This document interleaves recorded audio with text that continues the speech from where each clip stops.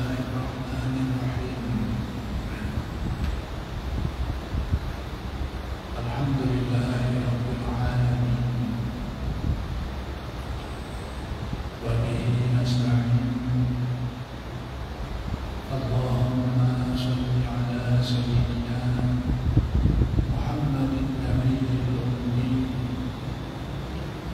وعلى آله وصحبه وسلم رب اشرح لي صدري ويسر لي أمري واحلل عقدة من لساني يفقهوا قولي ولا حول ولا قوة إلا بالله العلي العظيم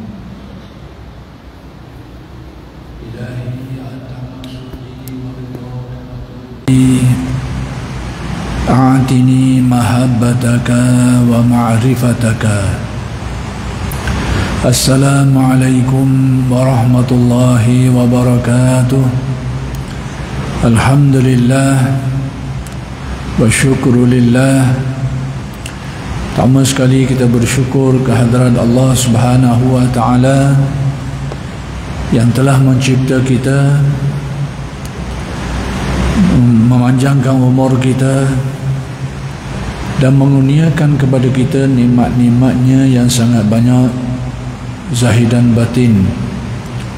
Mudah-mudahan segala nikmat-nikmat yang dikurniakan itu sentiasa dikurniakan kepada kita dan dijadikan kita termasuk dalam golongan orang-orang yang bersyukur.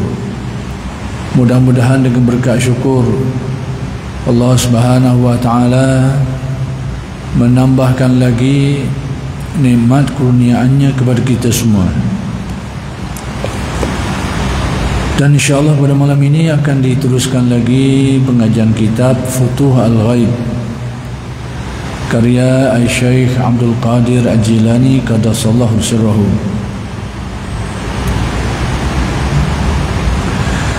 Yaitu tentang wasiat yang ketujuh,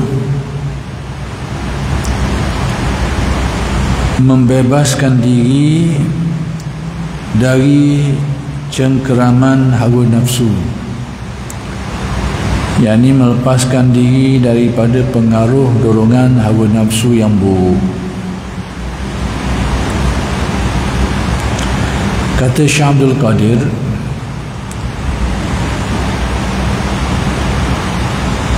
hendaknya engkau bebaskan dirimu dari nafsumu.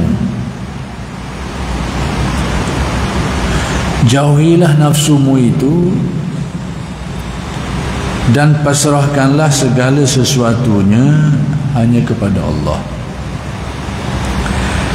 Jadi Syekh Abdul Qadir menasihatkan kita, mewasiatkan kita pertama sekali supaya membebaskan diri daripada nafsu. Apa erti membebaskan diri daripada nafsu?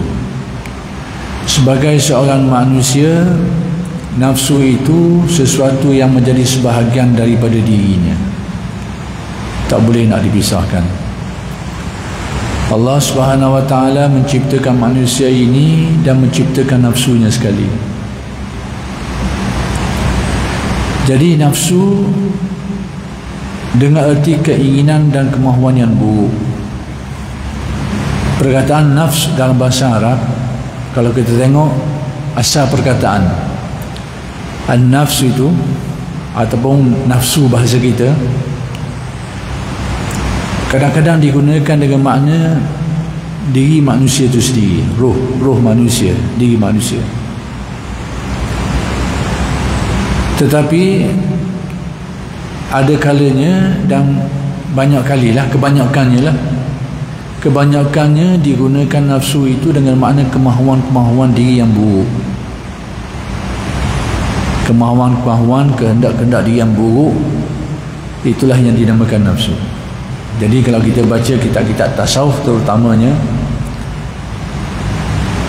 kitab yang berbahasa Arab lah, perkataan an-nafs itu kadang-kadang digunakan dengan makna, bukan dengan makna kemahuan yang buruk tu, tapi diri itu sendiri. ruh kita, nyawa kita. Tapi ghalibnya terutamanya dalam kitab-kitab Melayu lah, kitab-kitab Melayu, bila digunakan perkataan nafsu itu, dia merujuk pada keinginan diri manusia, tapi keinginan yang buruk lah, kemahuan yang buruk yang ada dalam diri manusia. Jadi sekarang Syekh Abdul Qadir berwasiat, berpesan kepada kita supaya membebaskan diri daripada nafsu. Jadi maksud membebaskan diri daripada nafsu ni bukan dengan makna memisahkan diri kita daripada diri kita sendiri. Itu berarti matilah. Itu berarti mati. Jadi kalau begitu, apa yang dimaksudkan oleh Syekh Abdul Qadir, yakni membebaskan kita daripada pengaruh-pengaruh nafsu yang buruk tu. Sebab nafsu yang buruk ni dia tak cerah tanggal daripada kita. Selagi bernama manusia ni dia ada, dia nak pisah. Jadi bebaskan itu bukan makna kita cabut dia sampai cabut, tak ada. Itu tidak mungkin dilakukan. Selagi bernama manusia, nafsu ni tetap ada, tak nak lagi. Bila dia tak ada, bila manusia mati, bila mati barulah terputus segala keinginan-keinginan tu. Kadang-kadang sebelum mati lagi, sakit nak mati pun tak lepas lagi. Berapa ramai orang yang nak mati duk teringat ke gerang tanah lagi. Mati mana gerang tanah, mana itu, mana ini. Kadang sakit nak mati. Sebab apa? Kerana keinginan manusia itu tak butuh lagi. Kadang-kadang bila sakit, menghadapi sakaratul maut, kadang-kadang masih teringat lagi kepada pernah harta-harta benda, mah dan sebagainya. Masih teringat lagi. Sebab apa? Selagi manusia ni hidup, dia tak boleh nak pisah benda tu. Tetap ada keinginan-keinginan tu, tak nak lagi. Jadi dalam ajaran tasawuf, bukan membebaskan diri daripada nafsu ni, bukan bermakna, bukan bermaksud kita buang dia, cabut tu tak ada. Itu tidak mungkin dilakukan. Jadi kalau begitu, apa maksud bebaskan ini? Yakni berusaha mengawal diri kita ini, jangan sampai kemahuan-kemahuan diri kita yang buruk itu mempengaruhi diri kita. Dia ada, tetap dia ada kemahuan tu. Tapi kalau kita berusaha membersihkan hati, iaitu kalau di dalam Al-Quran menyebutnya sebagai tazkiyah, proses menyucikan jiwa. Macam mana proses tu? Banyaklah. Melakukan amal ibadah itu sebenarnya dari satu segi adalah proses menyucikan jiwa. Kita semayang yang fardu, bukan saja kita laksanakan semayang yang fardu tu, kita sempurnakan dia, kita laksanakan dengan tertib. Jadi nak menyempurnakan semayang secara tertib itu ada makna mujahadah, ada makna riyadhah dia. Itu sebahagian daripada makna menyucikan jiwa, tazkiyatun nafsi, proses.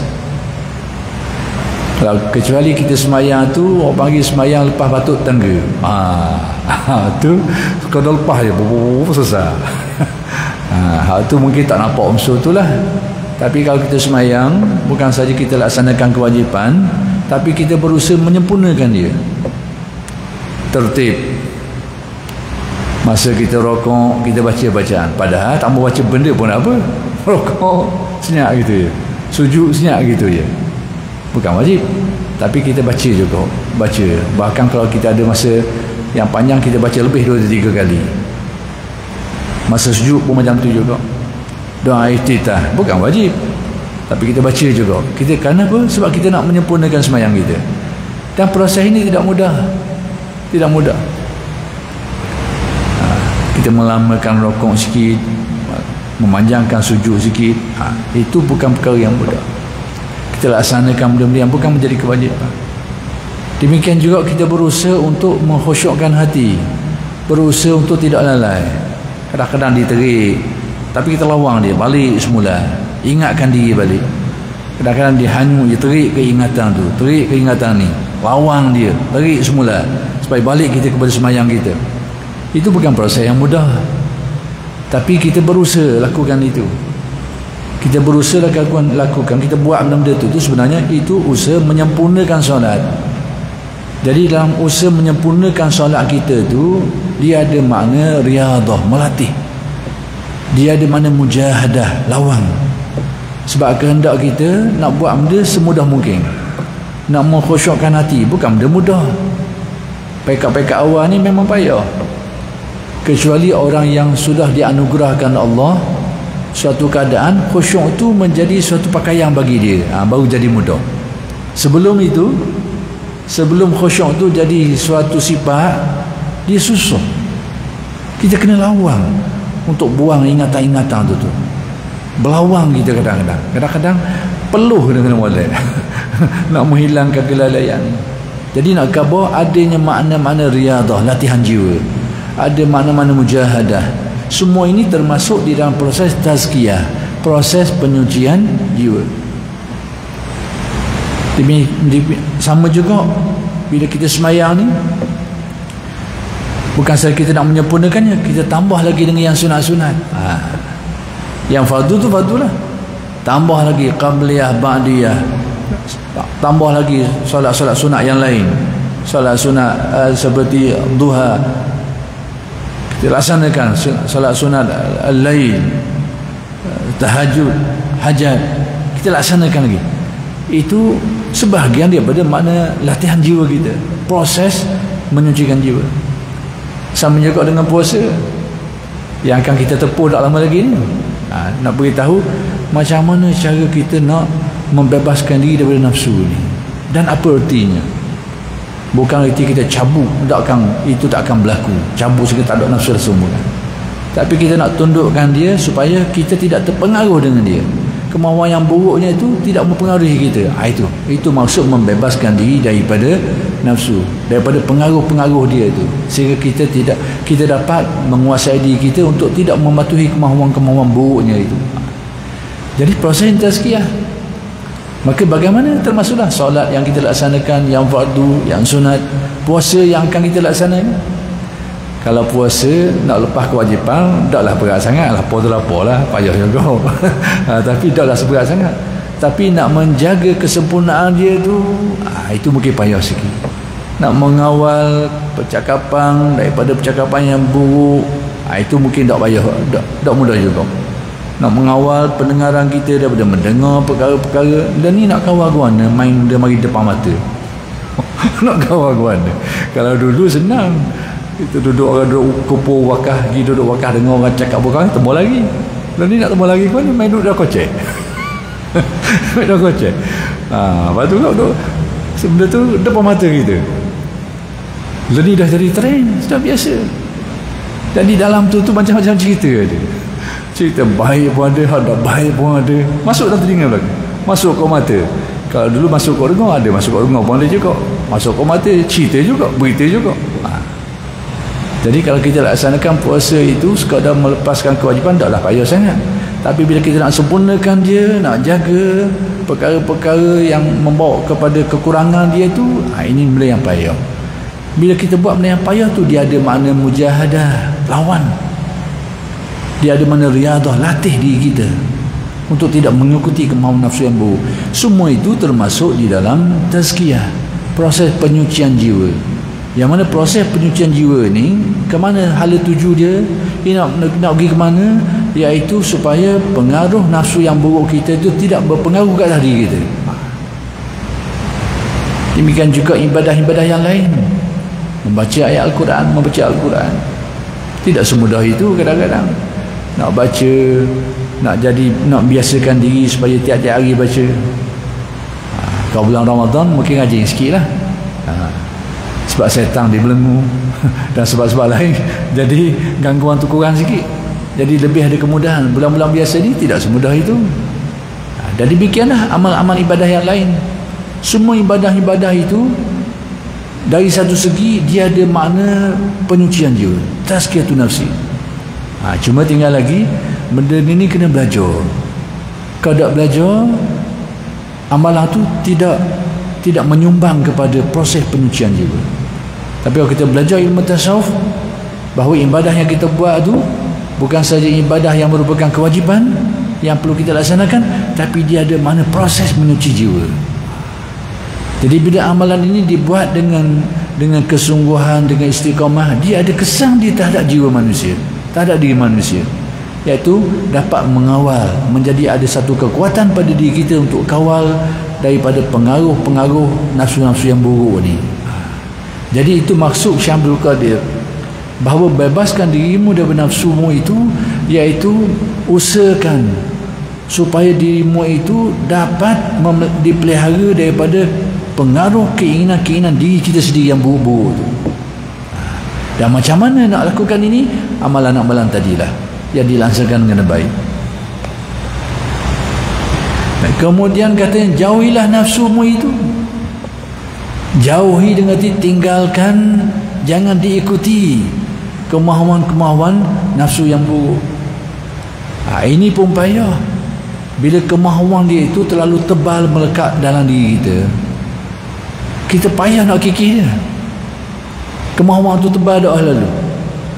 Maka sebab itu dia perlu dibersihkan. Bersihkan itulah proses tazkiyatun nafsi. Bila kita membiasakan diri dengan amalan-amalan solat, dengan puasa, dengan zikir, yang kita laksanakan itu bukan saja dari segi ibadahnya, tapi dari segi menyucikan kalbunya, maka pengaruh-pengaruh nafsu yang buruk itu akan jadi nipih. Bila nipih, bila timbul kemahuan yang buruk tu, senang kita nak untuk tidak kita ikut benda tu, kemahuan dia tu. Bila dia nipih, mari kemahuan-kemahuan buruk tu kadang-kadang, tapi kita dah tekih dia, kita ada kekuatan untuk tidak ikut dia tu. Tapi kalau kita tidak biasa dengan proses penyucian jiwa ini, dia jadi tebal. Bila dia tebal ni, kita dah nak tekih dia mari. Macam aruh air jugalah. Kalau air tu aruh dia slow, dan kita sepok. Tapi kalau aruh besar, dah nak buat, kita hanya sama juga nafsu manusia ni. Kalau kita tidak ada latihan-latihan untuk tazkiyah tadi tu, dia akan jadi tebal. Jadi bila tebal ni, bila timbul dorongan-dorongan nafsu yang buruk, kita dah nak kawal dah. Kita dah nak kawal. Maka kata Syekh Abdul Qadir, jauhilah dirimu daripada nafsumu itu, yakni jangan kau ikuti kemahuan yang buruk itu. Lalu bagaimana? Lakukan proses-proses tadi itu supaya dorongan-dorongan buruk nafsu itu tidak kuat. Lalu bila timbul dalam hati kita, kita berupaya untuk tidak ikut dia tu, untuk tidak mengikutinya. Baik, kemudian kata Syekh Abdul Qadir, dan pasrahkanlah segala sesuatunya hanya kepada Allah. Syekh Abdul Qadir akhir sekali dia beri obat ni sendiri. Serahkan urusanmu kepada Allah. Kenapa? Sebab proses nak lawan nafsu ni bukan kerja mudah. Kita tidak berupaya dengan kederak kita ni untuk lawan dia, tak padam. Sebab itu disebut dalam Al-Quran, wa ma ubari'u nafsi, aku tidak menganggap diriku ni baik. Sebab apa? Innan nafsa la'ammaratun bisu, kerana nafsu tu memang menyuruh kepada keburukan dan kejahatan. Itu ungkapan Nabi. Ternyata dengan erti bahawa nafsu kita ni, kalau kita pandang dari segi, kita tidak ada kekuatan dan keupayaan untuk melawan dia. Kekuatan sebenar itu datang daripada pertolongan Allah. Maka sebab itu Syekh Abdul Qadir menyuruh kita pertama sekali di aspek syariatnya, aspek zahirnya itu, supaya berusaha lawan. Tapi dalam masa yang sama kena ada keyakinan ni juga ni, bahawa sekalipun kita berusaha melawan dan disuruh melawan, tapi kita kena ada kefahaman, kena ada kesedaran kita tidak mampu lakukan ini kecuali dengan pertolongan Allah. Kena ada dua senjata, senjata usaha dan senjata keyakinan, pasrah, tawakal kepada Allah. Inilah mukmin, orang yang berjalan dengan dua pandangan sekali, pandangan zahir dan pandangan batin. Pandangan zahir, pandangan usaha tadi tu, usaha nak melawan. Pandangan batin, kesedaran batin kita, hakikat tauhid kita, bahawa semua ini tidak mampu dilakukan kecuali dengan kehendak Allah, pertolongan dia. Maka kena serah kepada dia, tawakal kepada dia. Ini tip atau pedoman yang diberikan oleh Syekh Abdul Qadir. Kadang-kadang timbul ada orang-orang yang ada hasrat yang baik, ada niat yang baik, dia niat nak jadi baik, jadi niat yang baik, tapi setiap kali dia berniat nak buat baik, nak jadi baik, nak meninggalkan kejahatan, banyak kali dia akan jatuh. Nak buat baik, dia jatuh tak terbuat. Nak meninggalkan perbuatan buruk, terjatuh, terbuat. Banyak kali berlaku. Tapi niat dia ada niat yang baik. Dia niat nak buat benda-benda yang baik ni, nak tinggalkan yang buruk, tapi kenyataannya tak berjaya, tidak berjaya. Maka di sinilah perlu kepada yang disebut oleh Syekh Abdul Qadir, pasrahkan urusan itu kepada Allah. Usahakan, betulkan niat dan usahakan. Itu bahagian kita. Selebihnya atau hakikatnya serah urusan itu kepada Allah. Kalau tidak ada bahagian yang kedua ini, kita ada niat yang baik, usaha tapi tidak berjaya, kesudahannya kita akan putus asa. Kita akan putus asa. Usaha nak buat. Ada orang usaha nak buat baik, ada orang berusaha nak jadi lebih baik. Tapi kalau tidak ada pandangan tawakal ini, sampai suatu tahap dia akan jadi putus asa. Dia sudah laksanakan kewajipan yang asal, solat sudah dilaksanakan, cuma nak jadi lebih baik, dia berusaha nak bangun awal paginya untuk bersolat tahajud dan sebagainya, berusaha, tapi banyak kali yang tidak berjaya. Bahkan sekali-sekala dia berjaya. Banyak yang tidak berjaya, tapi niatnya ada, kemauan dia ada. Tapi kalau dia tidak pandang dari aspek yang kedua ni, dia hanya pandang atas niat yang baik, kemahuan yang baik dan usaha yang baik, tapi lupa kepada ketentuan Allah, kekuasaan Allah. Bila dia berusaha nak buat tak berjaya, usaha nak buat tak berjaya, kadang-kadang jadi sekali, kadang-kadang tak jadi, akhir kali akan menjadi orang yang berputus asa. Akan jadi macam tu. Sebab tu Syekh Abdul Qadir pesan kita macam tu, bersihkan diri daripada nafsu, usahakan supaya diri kita ini ada kekuatan, supaya tidak dipengaruhi oleh kemauan-kemauan nafsu yang buruk. Jauhilah dia, jangan turuti dia. Carilah jalan supaya kita ada kekuatan untuk tidak menurutinya. Dan semua proses itu dinamakan tazkiyah. Lepas tu serahkan segala urusan itu kepada Allah Subhanahu Wa Taala. Yani pandang dengan pandangan i'tiqadnya, pandang dengan pandangan makrifat yang bahawa semua ini tidak akan berlaku, tidak akan berhasil, tidak akan berjaya kalau tidak dengan kehendak dan izin pertolongan Allah Subhanahu Wa Taala. Ini perjalanan mukmin.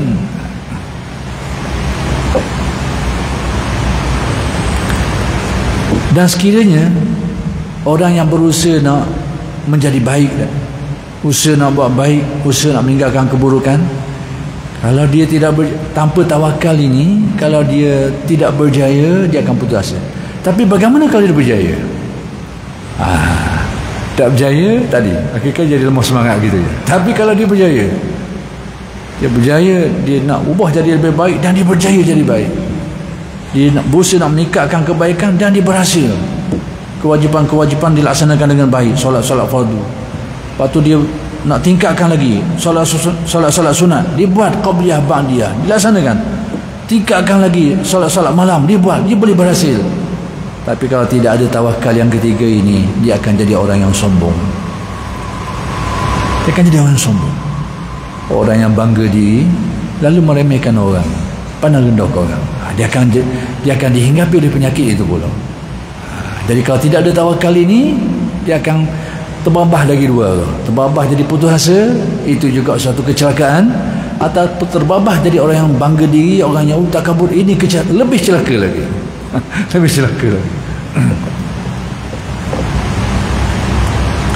Baik, kata Syekh Abdul Qadir, jadilah penjaga hatimu dengan mematuhi perintah-perintahnya, yakni mematuhi perintah-perintah Allah Subhanahu Wa Taala, menghormati larangan-larangannya dengan cara menjauhi segala yang diharamkan Allah Subhanahu Wa Taala. Jadi Syekh Abdul Qadir berpesan supaya jaga hati. Jaga hati itu dengan mematuhi perintah-perintahnya. Baik, kenapa? Syekh Abdul Qadir suruh supaya jaga hati. Kemudian jaga untuk apa? Supaya dapat laksanakan perintah dia dan dapat meninggalkan larangan dia. Usahakan ke arah itu. Tapi disuruh jaga hati. Kenapa? Padahal perintah-perintah itu kadang-kadang melibatkan anggota kita, melibatkan perbuatan kita, kaki tangan kita, melibatkan mata kita, melibatkan telinga kita. Jadi melaksanakan perintah-perintahnya itu dan meninggalkan larangan banyak melibatkan anggota. Tapi kenapa Syekh Abdul Qadir suruh jaga hatimu? Kenapa? Sebab itu yang jadi rajanya. Semua arahan-arahan itu, semua tindakan-tindakan yang dilakukan oleh anggota itu adalah hasil daripada mematuhi arahan kalbu. Sebab tu Syekh Abdul Qadir kata jaga di situ. Jaga di situ barulah terjaga yang di lain. Baru terjaga. Jadi tasawuf mengajarkan kita apa yang diajarkan oleh Syekh Abdul Qadir ini sebenarnya sesuai dengan apa yang disebut dalam hadis Nabi. Memang sudah tentulah. Kerana ilmu ulama-ulama ni semuanya diambil daripada Al-Quran dan hadis. Cuma kita nak tengok apa yang disebut Syekh Abdul Qadir ni, ayat mana atau hadis mana yang dekat kepada apa yang diberitahu itu. Antaranya ialah hadis Nabi sallallahu alaihi wasallam yang biasa kita dengar. Inna fi jasad ibni Adam mudghah idza saluhat saluhal jasadu kullu wa idza fasadat fasadal jasadu kullu ala wahyal qalbu. Ketahuilah dalam diri manusia ini ada segumpal daging, jantung kita lah, tapi yang dimasukkannya bukan itu, iaitu bahagian dalam manusia ini, roh manusia, jiwa manusia. Idza saluhat, apabila roh, jiwa manusia, qalbu manusia baik, saluhal jasadu kullu, seluruh jasad kita ni akan jadi baik. Wa idza fasadat, tapi bila rosak qalbu manusia, rosak hati nurani manusia, rosak jiwa manusia, seluruh jasad kita ni akan jadi rosak semuanya. Lalu kata Nabi, ala wahyal qalbu, ketahuilah bahawa yang demikian itu adalah qalbu, yakni hati manusia, jiwa manusia, roh manusia, hati nurani manusia. Jadi Nabi nak beritahu kepada kita bahawa yang menimbulkan segala gerak badan kita ini datang daripada arahan qalbu, datang daripada hati kita.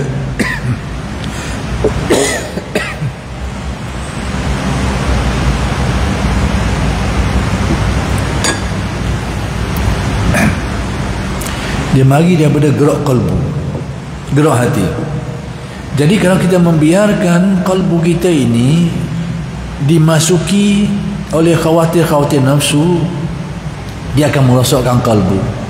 Bila kalbu kita ni rosak, dia akan mengarahkan arahan-arahan yang buruk kepada anggota kita ni. Maka terbuatlah perbuatan-perbuatan yang buruk. Jadi bahasa mudahnya, Syekh Abdul Qadir nak menganjurkan kita supaya mengawal kalbu daripada dipengaruhi oleh nafsu. Sebab kalau kalbu kita ini terpengaruh oleh nafsu, maka dia mengakibatkan tindakan-tindakan yang buruk. Sebab tu kata Syekh Abdul Qadir, jagalah hatimu itu dengan melaksanakan apa yang diperintahkan dan meninggalkan apa yang dilarang. Jadi melaksanakan apa yang diperintah, meninggalkan apa yang dilarang, itu tidak akan berlaku kecuali arahan yang baik daripada kalbunya. Tapi kalau kalbu rosak, dikuasai oleh nafsu yang buruk, dia tidak akan mengarah kepada melaksanakan apa yang diperintahkan dan meninggalkan apa yang dilarang. Dia akan pergi ke arah itu. Dia akan pergi ke arah yang terbalik.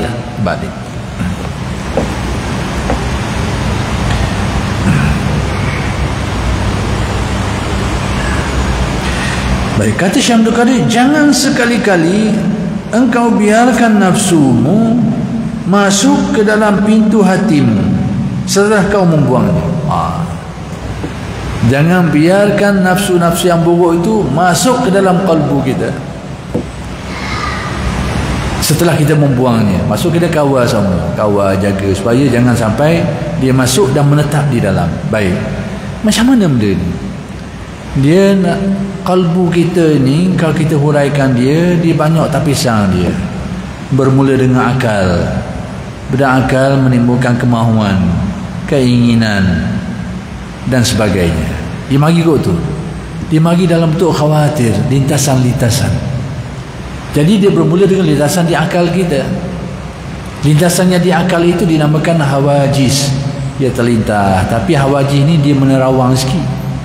Dia mari dah tu pasal. Tetapi lintasan-lintasan ini sekiranya dia semakin mendalam memasuki ingatan kita, dia akan bertukar menjadi khawatir. Khawatir ini ingatan-ingatan yang sudah menembusi sempadan kemahuannya. Asalnya ingatan, tapi ingatan yang semakin mendalam akhirnya menembus daripada ingatan menjadi keinginan. Cuma tinggal lagi keinginan itu tidak kuat. Kita duk mikir, duk ingat kepada makanan yang kita suka. Mari kita ingat. Dah ingat dah mari gitu, lepas tu mari mikir barang. Contoh, ada orang minat rojak keling. Lama nak makan. Dia mari mikir lintasan khawatir tu. Yellow, yelayang. Akhir sekali mari berasa nak makan. Nak makan tu bagi khawatir. Tapi belum kuat. Tak kuat. Kira apa? Pukul 10 kedai dia tak berada lagi tapi nak tapi hebat dah apa kira apa sebab kemauannya belum cukup kuat. Itu dia bukan khawatir. Keinginan tu sudah timbul keinginan. Tapi kalau dibiarkan lagi ingatan-ingatan tadi tu dia menembus ke dalam lagi, dia pergi ke bawah khawatir, pergi pula kepada yang lebih mendalam dari itu, dinamakan alham, keinginan yang lebih kuat. Alhammu ini kemauan yang lebih kuat. Gelisah tadi. Tapi mikir tak apalah lewat dah ni dah, tapi nak tidur pun boleh tak apa nak jenera. Tak apa nak jenera. Kerana kemauan itu dah sudah menjadi tinggi. Alham. Kemudian kalau dibiarkan lagi, diingat-ingatkan lagi, khawatir dibiarkan, biar masuk ingatan kita tu, masuk, dia akan menembus dia lebih dalam lagi ke dalam. Dinamakan al-azmu, azam. Hal ni 80% no. 70% dia mengarah ke situ. Yalah, pukul 10 ni tak tahu tutup kedai ni. Tapi tengok Allah untuk sikat adab. Untuk sikat adab. Terhalangkan untuk sikat adab. Tapi 50-50 tu pukul 10 tak tahu tutup lagi. Nak pergi juga. Tak kira dah. Mungkin dah. Kita ada untuk sikat sikit dah jadi juga. Sakut lagi. Tapi sudah 70 menginginkannya. 70. Tu khawatir. Tapi kalau kita biarkan lagi, dia masuk, kau fikirkan, masuk, mendalam. Akhir sekali mendalam lagi, dia akan pergi kepada keinginan yang kuat, yang nekat, yang dinamakan sebagai al-azmu wan niyah. Jadi azam jadi niat dah. Ni dah ina alam dah. Nak ke 10 tu tak apalah. Pergi nak makan tangan ni, kedai tutup pun nak tutup itu loh, tak apa. Pergi lagi biar. Tengok ada dengar orang lagi, tutup itu lagi. Betul kalau ada jalan kaki pun jalan kaki lah. Dia akan cari ke mana-mana pun. Kenapa? Sudah menjadi status al-azmu wan niyah. Maka demikian Syekh Abdul Qadir kata, pelihara hatimu itu daripada pengaruh-pengaruh ini. Dia mari masuk ke fikiran. Dia masuk ke fikiran tu. Tapi bila menerawang masuk, menyelang sikit. Dia akan jadi khawatir. Dan jadi al-azam, al-ham, keinginan, al-azam, akhir kali jadi niat. Maka sebab tu Syekh kata, kawal hatimu jangan sampai dia masuk sampai ke setaraf itu. Nak mengawal diri daripada khawatir itu tidak mungkin. Dia tetap mari. Tapi kawal jangan sampai memasuki kalbu. Sebab apa? Kalbu itu kemahuan. Kalbu itu niat. Khawatir itu duduk luar ni fikiran. Itu tidak mengapa. Waktu tu tak nak lagi. Dia mari terlintas sikit tu tepi-tepi gitulah. Itu mudah ditepis. Tapi bila sudah memasuki sampai ke dalam menjadi niat kalbu ni, itu niatnya, kemahuannya, nekat itu kalbu namanya. Yang itu payahlah. Jadi sekiranya kemahuan itu kemahuan yang buruk, lalu dibiarkan masuk sampai ke dalam, menyentuh kalbu, menimbulkan keinginan, kemahuan, niat, nekat, orang akan melakukan keburukan. Dia akan melakukan keburukan. Maka sebab itu kata Syekh Abdul Qadir, kawal jangan sampai kemahuan itu sampai ke situ. Biar yang main ke fikiran dia. Itu pun kau boleh tekih lagi. Itu dah tekih lagi. Tapi dah masuk dalam ni dah tekih. dah tekih. Kawal. Lalu bagaimana cara mengawalnya? Maka menurut ulama tasawuf, zikirlah alat yang paling berkesan untuk tujuan itu. Mengamalkan zikrullah, tekun berzikir sehingga zikir itu kuat, tertanam di dalam ingatan kita, dalam kalbu kita. Itulah yang akan mengawal kalbu kita daripada dimasuki oleh kemahuan-kemahuan yang buruk. Itu kata Syekh Abdul Qadir.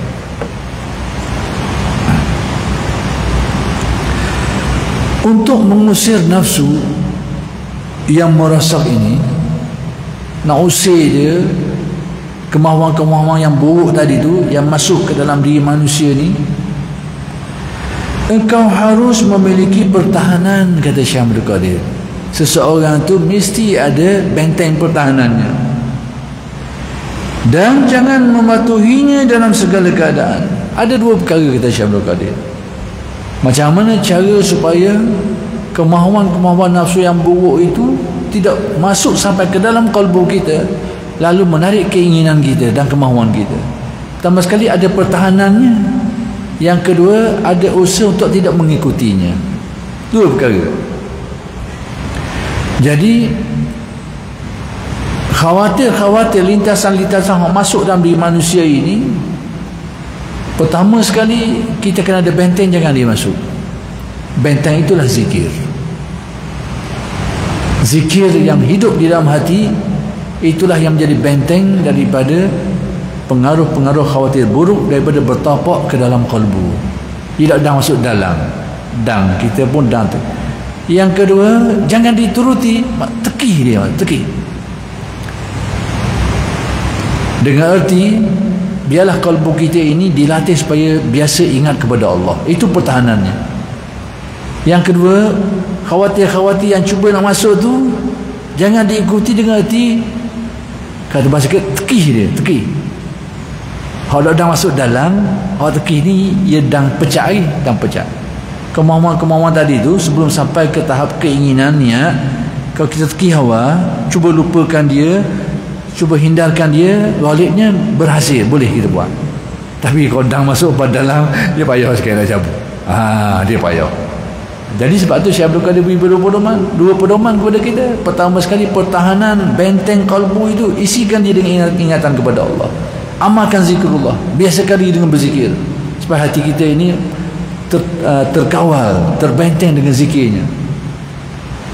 Lepas tu mari tengok mana-mana khawatir cuba nak masuk tu, tekih, hindari dia, jangan turuti dia, jangan ikuti dia. Itu maksud.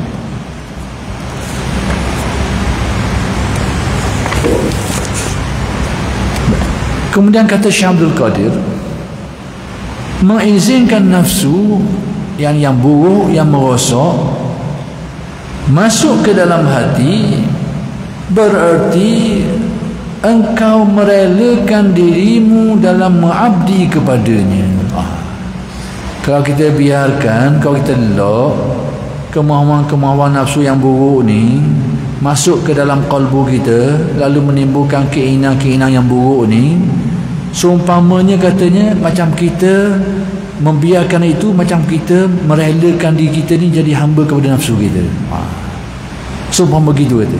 Kita lock je ingatan-ingatan, bermula dengan ingatan-ingatan yang buruk, dia mari dalam ingatan, lepas tu mari dalam perasaan, kita lock je tak cara. Tidak berusaha untuk membentengi kalbu kita, tidak berusaha untuk menekih dia, untuk membuang dia tu, kita tak berusaha. Keadaan ini, kata Syekh Abdul Qadir, seumpama kita nak rela untuk jadi hamba dia lah. Sebab apa? Bila nafsu-nafsu buruk ni mencengkang kalbu kita yang kuat, kita akan jadi hamba kepada keinginan kita yang buruk tadi tu. Itulah yang dibimbangi oleh Nabi SAW. Bila Nabi kata, Ta'isa abdud dinar, wa abdu dirhami, celakalah hamba-hamba kepada hartanya, iaitu dinar dan dirham ini. Padahal kita tahu dinar dan dirham inilah yang digunakan untuk kita berzakat. Ini juga kita gunakan untuk pergi haji. Ini juga kita gunakan untuk fi sabilillah. Tapi kenapa celakanya? Jadi yang celakanya bukan dinar dan dirham itu, tetapi bila khawatir buruknya itu, kegilaan terhadapnya itu masuk sampai ke dalam. Pada waktu itu manusia akan menjadi hamba kepadanya. Itulah maksud Syekh Abdul Qadir. Kalau kita biarkan kalbu kita ini daripada dibentengi, daripada dimasuki oleh kemauan-kemauan nafsu yang buruk tu, seolahnya kita relakan diri kita ni jadi hamba ke dia lagi. Berkesudahan kita akan jadi hamba dia, dia akan heret kita ke arah benda-benda yang buruk, kita dah nak kawal dah. Sebagaimana kita tahu bila ada dorongan-dorongan yang buruk ni terlalu kuat menguasai kalbu kita, kadang-kadang kita dah nak tahan. Orang dia nak tahan dah, dia terpaksa menurutinya. Sebab apa? Kerana dia biasa membiarkannya masuk sampai ke dalam. Itu pesan Syekh Abdul Qadir, supaya berusaha mengawal kalbu daripada pengaruh nafsu yang buruk. Jadi oleh kerana sudah masuk waktu Isya, kita bertisahkan ini dulu, dan insya-Allah akan bersambung pada lepas Ramadan dah ni. Pada Ramadan, nanti lepas Ramadan lah insya-Allah. Aku qauli hadza wa astaghfirullahal azim li wa lakum. Assalamualaikum.